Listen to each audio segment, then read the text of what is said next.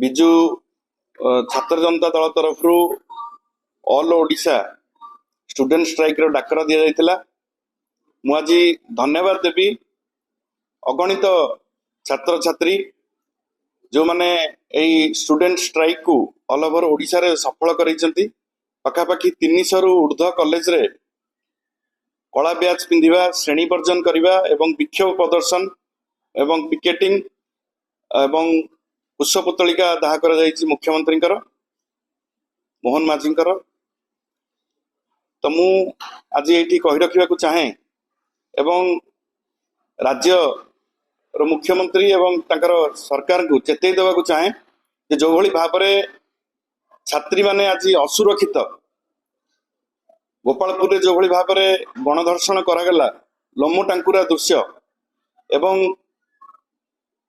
କେଉଁଝରଠୁ ଆରମ୍ଭ କରି କୁଚିଣ୍ଡା ପର୍ଯ୍ୟନ୍ତ ସବୁଆଡ଼େ ଦେଖିବେ ପ୍ରତ୍ୟେକ ଦିନ 15 ଜଣରୁ ଉର୍ଦ୍ଧ୍ୱ ମହିଳାଙ୍କୁ ଗଣଧର୍ଷଣ କରାଯାଉଛି। ଏବଂ ଆଜି ବି ଗୋଟେ ଚାଞ୍ଚଲ୍ୟକର ଘଟଣା ଗଞ୍ଜାମରେ ଘଟିଛି। ଗୋଟେ ଯିଏ ଜଣେ ନେତାଙ୍କର, ବିଜେପି ନେତାଙ୍କର ପାଖ ଲୋକ, ସିଏ ନକଲି ଡାକ୍ତର, ସିଏ ଜଣେ ନାବାଳିକାଙ୍କୁ ଆଜି ଗଣଦୁଷ୍କର୍ମର ଖବର ଆଜି ଖବର କାଗଜ ପୃଷ୍ଠା ମଣ୍ଡନ କରିଛି। ପ୍ରତ୍ୟେକ ଦିନ ଆପଣ ଦେଖିବେ ଗଣଧର୍ଷଣ ହଉଛି, ମହିଳାମାନେ ଅସୁରକ୍ଷିତ, ଚୋରି ଡକାୟତି ରାହାଜାନୀ, ମୁଣ୍ଡ କାଟିକି ଯେତେବେଳେ ପ୍ରଧାନମନ୍ତ୍ରୀ ଆସୁଥିଲେ ମୁଣ୍ଡ କାଟିକି ଭୁବନେଶ୍ୱରରେ ପକେଇଦେଲେ ଏବଂ ଚାରିଆଡେ ପ୍ରତ୍ୟେକ ଦିନ ହତ୍ୟା, ମର୍ଡର, ଏବଂ ସରକାର ହାତ ଟେକି ଦେଇଛନ୍ତି, ନୀରବ ଦୃଷ୍ଟା ସାଜିଛନ୍ତି ଏବଂ ତାଙ୍କ ଅପାରଗ ପଣିଆ ଆଜି ପଦାରେ ପଡିଛି।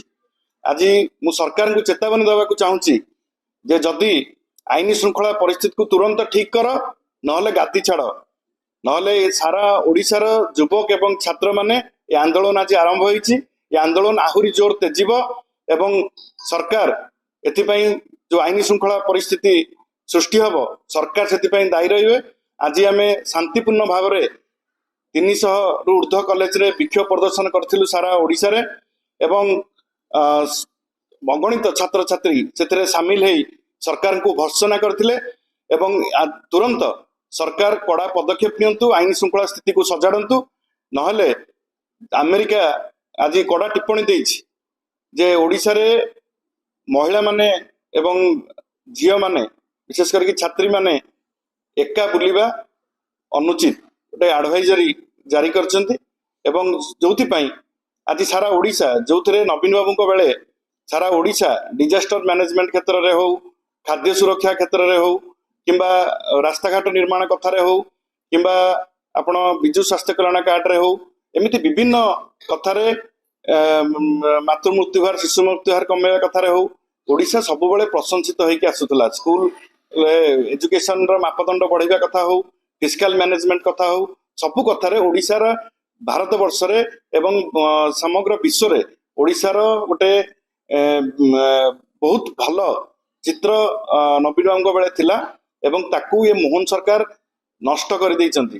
ଓଡ଼ିଆ ଅସ୍ମିତା ନାଁରେ ପ୍ରତ୍ୟେକ ଦିନ ଗଣଧର୍ଷଣ ହଉଛି ଏବଂ ଆମେରିକା ଭଳିଆ ରାଷ୍ଟ୍ର ସିଏ ଓଡ଼ିଶାର ନାଁକୁ ଧରୁଛି ଏବଂ ଓଡ଼ିଶାରେ ସେଫ ନୁହେଁ ବୋଲି ମହିଳା ମାନେ ଆମେରିକା ଯେତେବେଳେ କହୁଛି, ଏହାଠାରୁ ବଡ ଲଜ୍ଜାକର ଘଟଣା ଓଡ଼ିଶା ପାଇଁ କିଛି ନଥାଏ।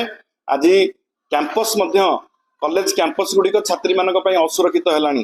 ପିଲାମାନେ, ଅଭିଭାବକ ମାନେ ତାଙ୍କ ଝିଅମାନଙ୍କୁ ଛାଡିବାକୁ କ୍ୟାମ୍ପସକୁ ଡରିଲେଣି। ଏଇଭଳି ଭାବରେ ଯୋଉ ଆତଙ୍କରାଜ, ଗୁଣ୍ଡାରାଜ, ମର୍ଡର, ଚୋରି ଡକାୟତି ଯୋଉଭଳି ଭାବରେ ବଢି ଚାଲିଛି, ବାହାର ମାନେ ରାଜ୍ୟରୁ ଗ୍ୟାଙ୍ଗଷ୍ଟର ମାନେ ଆସିକି ଓଡ଼ିଶାରେ ବର୍ତ୍ତମାନ ଅବସ୍ଥାପନ କଲେଣି ଏବଂ ଗାଁ ଗାଁରେ ବସିକି ରାତିରେ ବନ୍ଧୁକ ଦେଖିକି ଚୋରି ଲୁଟ ଘଟଣା ହଉଛି। ଏ ଯୋଉ ଆଇନ ଶୃଙ୍ଖଳା ଭୁଷୁଡିଛି ଓଡ଼ିଶାରେ, ଆକୁ ତୁରନ୍ତ ମୋହନ ମାଝୀ ସରକାର ଗାଦି ଛାଡ, ନହେଲେ ଇଏ ସିଷ୍ଟମକୁ ସୁଧାର। ଯଦି ଏଇଭଳି ଭାବରେ ଅରାଜକତା ଓଡ଼ିଶାରେ ଲାଗିକି ରହେ, ଆଗାମୀ ଦିନରେ ଏ ଯୋଉ ଆଜି ଯୋଉଭଳି ଭାବରେ ବିକ୍ଷୋଭ ପ୍ରଦର୍ଶନ କରାଯାଇଛି ସମଗ୍ର ଓଡ଼ିଶାରେ ଯୁବକ ଛାତ୍ର ମାନଙ୍କ ତରଫରୁ, ସେ ବିକ୍ଷୋଭ ଆହୁରି ତୀବ୍ର ରୂପ ନେବ ଏବଂ ମୋହନ ମାଝୀ ସରକାର ଚେତିବା ଦରକାର ଆଜିର ଏଇ ବିକ୍ଷୋଭରୁ। ଯଦି ସେ ନ ଚେତନ୍ତି ତାହେଲେ ଏ ଆନ୍ଦୋଳନ ଭୟାନକ ରୂପ ନେବ ଆଗକୁ। ଧନ୍ୟବାଦ।